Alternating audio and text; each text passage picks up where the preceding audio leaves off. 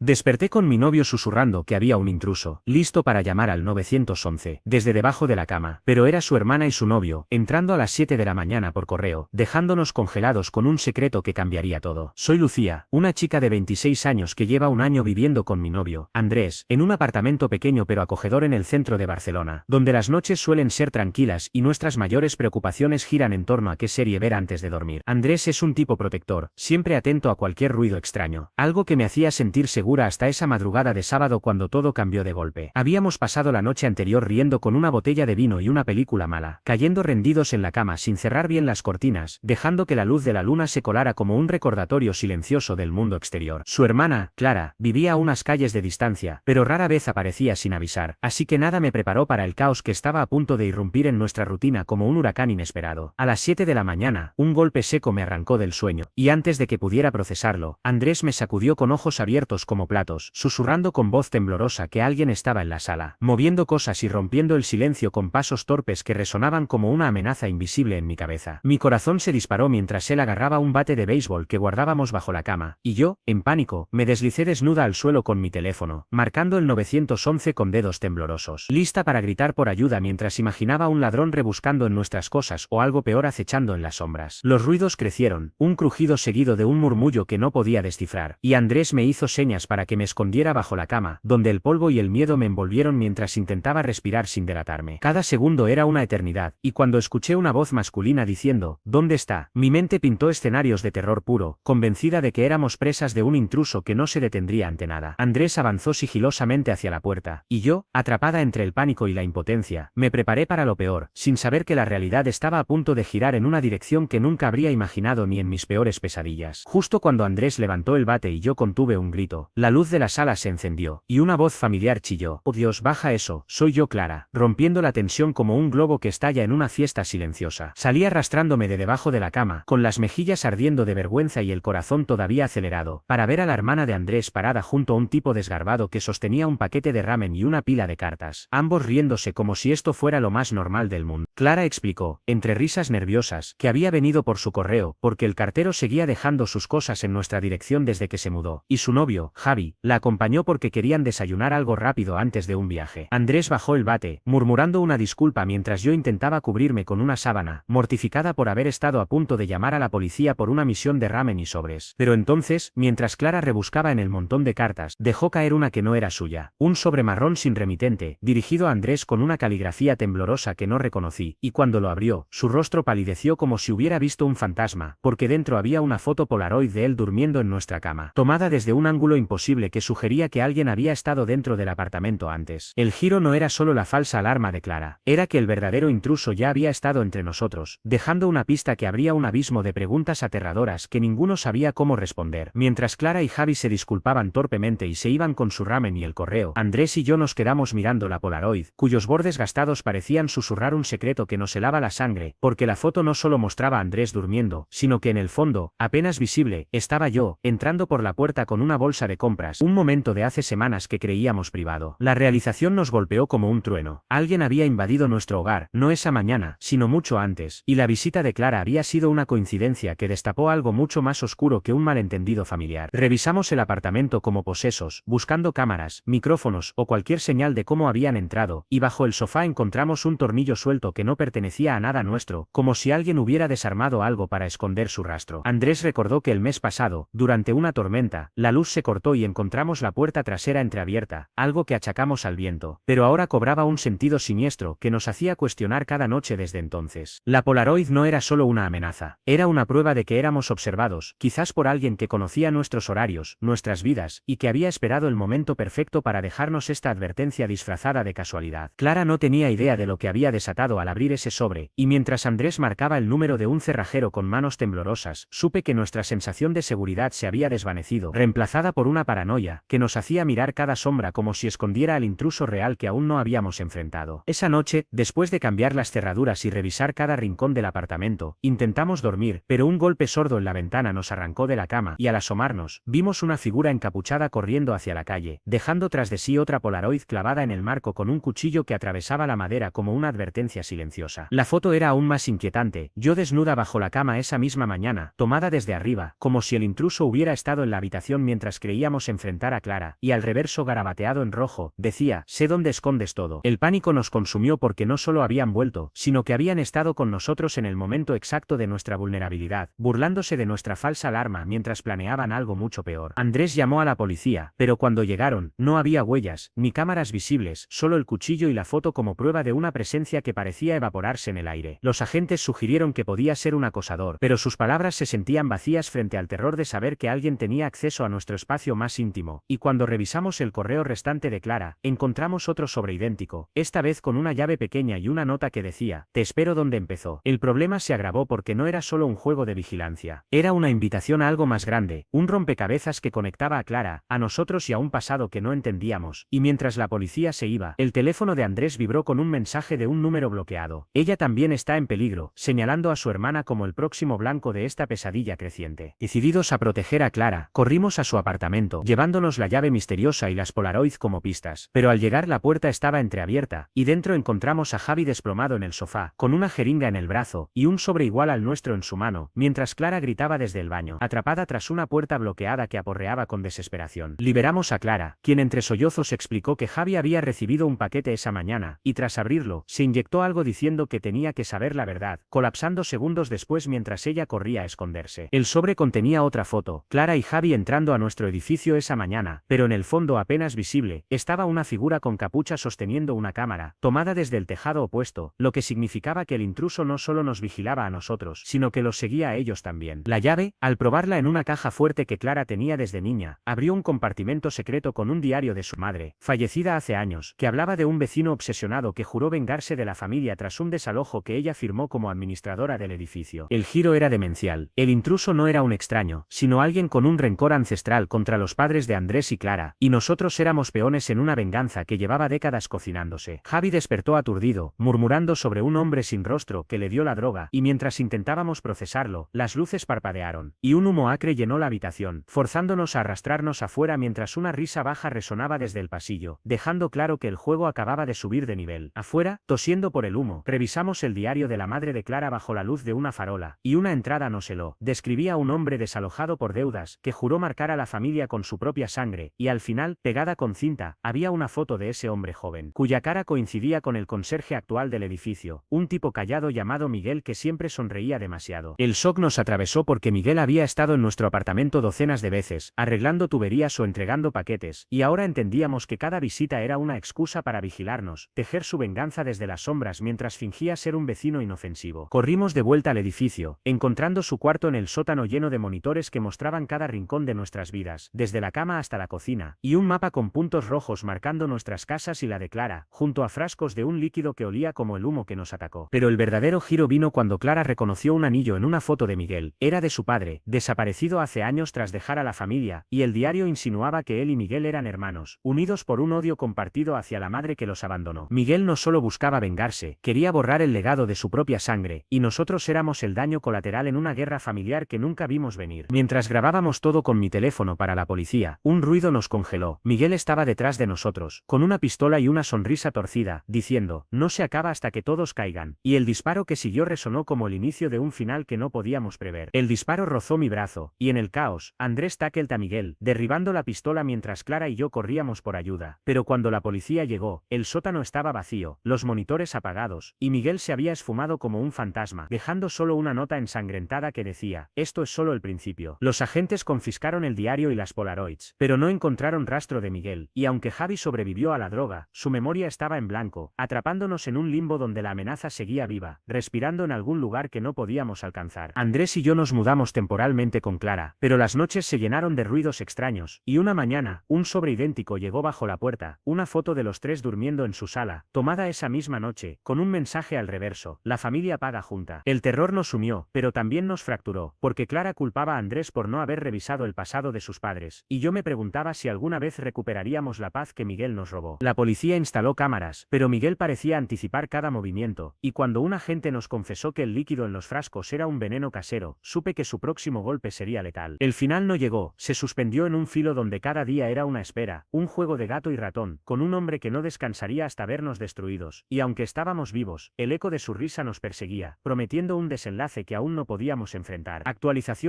una semana después, mientras intentábamos reconstruirnos en casa de Clara, un vecino nos alertó de un paquete dejado en el pasillo, y al abrirlo, encontramos un teléfono viejo que se encendió solo, mostrando un video en vivo de Miguel, con el rostro cubierto de cicatrices, hablando desde un lugar oscuro lleno de fotos nuestras pegadas en las paredes. Pensaron que podían escapar, pero yo soy la sombra de su sangre, dijo, antes de girar la cámara hacia una figura atada, el padre de Andrés y Clara, vivo, demacrado, y murmurando súplicas mientras Miguel reía, revelando que lo había secuestrado años atrás, fingiendo su desaparición para torturarlo, y usarlo como cebo. El giro nos destrozó, porque el hombre que creíamos perdido era ahora el centro de esta venganza, y cuando Miguel cortó la transmisión con un "encuéntrenme si pueden", el teléfono explotó en un destello que quemó mi mano, dejándonos sin pistas y con el terror de que cada paso nos acercaba a su trampa. Andrés, roto, confesó que recordaba peleas de su padre con un hermano loco antes de desaparecer, y Clara, furiosa, lo culpó por no haberlo dicho antes, mientras yo buscaba en el diario alguna pista, encontrando una dirección garabateada, un almacén abandonado en las afueras. Fuimos esa noche, armados con linternas y un cuchillo, pero el lugar estaba lleno de trampas, cables trampa y latas que sonaban al pisarlas, y cuando llegamos al centro, solo había un espejo con nuestras caras pintadas en rojo y una nota: él muere si no me dan lo que quiero. Miguel no solo quería venganza, quería algo de nosotros, un precio que no entendíamos, y mientras huíamos del almacén, un disparo lejano resonó, dejándonos con la certeza de que el padre estaba en juego, y nosotros, más cerca de su jaula que nunca. Actualización 2. Atrapados en la incertidumbre, decidimos rastrear a Miguel con la ayuda de un amigo hacker de Andrés, quien trianguló el origen del video a un pueblo costero a 2 horas de Barcelona, y al llegar encontramos una casa destartalada donde el olor a sal y podredumbre nos golpeó como un presagio. Dentro, las paredes estaban cubiertas de recortes de periódicos sobre el desalojo que inició todo, pero el giro vino cuando hallamos una caja fuerte con una grabadora que al reproducirse, reveló la voz del padre de Andrés confesando que él y Miguel habían planeado juntos extorsionar a la madre años atrás, hasta que ella los traicionó, dejando a Miguel en la ruina y al padre huyendo con culpa. La traición familiar era el combustible de esta locura, y mientras procesábamos que el padre no era solo víctima, sino cómplice, un crujido nos alertó. Miguel irrumpió con una escopeta, gritando que nos había traído para cerrar el círculo, pero antes de que disparara, Clara se lanzó contra él, derribándolo mientras el arma volaba. Escapamos con la grabadora, pero en la pelea Miguel cortó a Andrés en el brazo, y mientras corríamos al coche, vimos al padre tambaleándose afuera, liberado pero delirante, murmurando que Miguel tenía un hermano mayor que lo controlaba todo. El shock nos paralizó. Miguel no era el cerebro, sino un peón de alguien más grande, y cuando intentamos interrogar al padre, colapsó, sus últimas palabras siendo: está en la familia.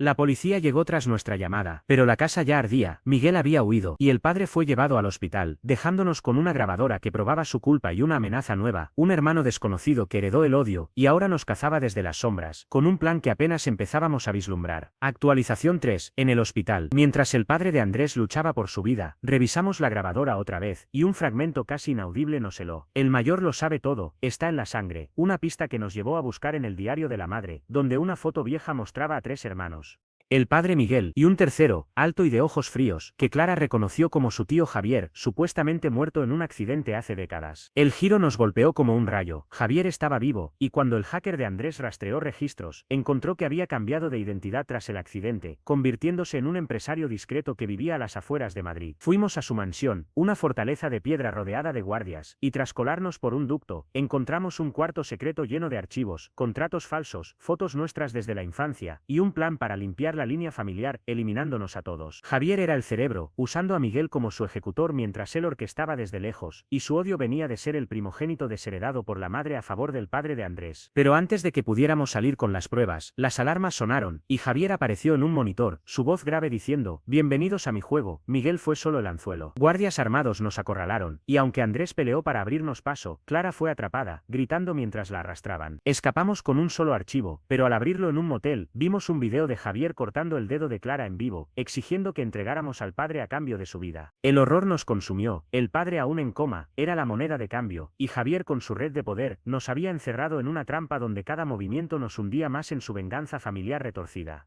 Actualización 4. Desesperados, irrumpimos en el hospital para sacar al padre, pero al llegar, su cama estaba vacía, y una enfermera aterrorizada susurró que un hombre alto se lo había llevado minutos antes, dejando un sobre con mi nombre que contenía un mechón de pelo de Clara y una dirección, un muelle abandonado en la costa. Corrimos allí, encontrando un almacén donde Javier esperaba, impecable en un traje negro, con Clara atada a una silla y el padre inconsciente a sus pies, mientras Miguel, cubierto de sangre, vigilaba con una sonrisa rota. El giro nos destrozó. Javier reveló que el padre no solo solo lo traicionó con la madre, sino que intentó matarlo en ese accidente para quedarse con todo, y ahora vivo por un milagro. Había jurado borrar a sus descendientes como castigo final. Nos ofreció un trato enfermo: entregar nuestras vidas por Clara, o verla morir mientras él terminaba al padre frente a nosotros. Andrés se lanzó contra Miguel, y en el caos, logré cortar las cuerdas de Clara, pero Javier disparó, rozando mi pierna, y mientras huíamos con el padre a cuestas, Miguel prendió fuego al almacén, gritando que nos encontraría aunque muriera intentándolo. Escapamos en un bote robado, pero el archivo que llevábamos se mojó, y al secarlo vimos un último documento. Javier había adoptado a un hijo, un niño que heredaría su odio, y una foto mostraba a un adolescente que reconocí como el nuevo vecino que se mudó al edificio semanas atrás. El horror nos aplastó. La venganza no terminaba con Javier, ya había sembrado su semilla en la próxima generación, y mientras el bote se alejaba entre las llamas, Clara sollozó que el chico la había visitado días antes, ofreciéndole un café que ahora sospechaba estaba envenenado. Un plan que nos seguía como una sombra imposible de sacudir. Actualización 5. Atrapados en una pensión costera, con el padre estabilizado pero mudo y Clara temblando por el posible veneno, analizamos al nuevo vecino, Pablo, un chico de 17 años de mirada esquiva que, según el archivo, Javier crió como su heredero tras adoptarlo de un orfanato vinculado a sus negocios sucios. El giro final llegó cuando revisamos el diario de la madre otra vez. Una carta sellada, nunca abierta, confesaba que Pablo era su hijo secreto con Javier, dado en adopción para ocultar el escándalo, lo que lo convertía en medio hermano de Andrés y Clara, y en el arma definitiva de Javier contra su propia sangre. Confrontamos a Pablo en el edificio, y con lágrimas en los ojos, admitió que Javier lo manipuló desde niño, drogándolo para obedecer, y que el café para Clara era un regalo de su padre adoptivo, aunque juró no saber si era letal. Pero mientras hablaba, su teléfono vibró con un mensaje de Javier: termina lo que empezaste, y Pablo en pánico sacó un cuchillo, gritando que no podía desobedecerlo. Andrés lo desarmó, pero un estruendo sacudió el pasillo. Miguel, vivo tras el incendio, irrumpió con una pistola, disparando a Pablo en el pecho antes de apuntarnos, rugiendo que Javier lo abandonó por el nuevo hijo. Clara se lanzó contra él, y el arma cayó, pero Miguel escapó por las escaleras, dejando a Pablo agonizando mientras balbuceaba que Javier planeaba un ataque final esa noche. La policía llegó, y Pablo fue llevado al hospital, pero un médico confirmó que Clara tenía rastros de un veneno lento en su sangre, dándonos horas para encontrar un antídoto que Javier escondía. Mientras el reloj corría, un helicóptero rugió sobre la pensión, y la voz de Javier resonó: la familia termina conmigo o con ustedes. La batalla no había acabado. Pablo era su peón roto, Miguel su furia suelta, y nosotros, atrapados en una red de sangre y locura, corríamos contra un final que se cerraba como una tumba.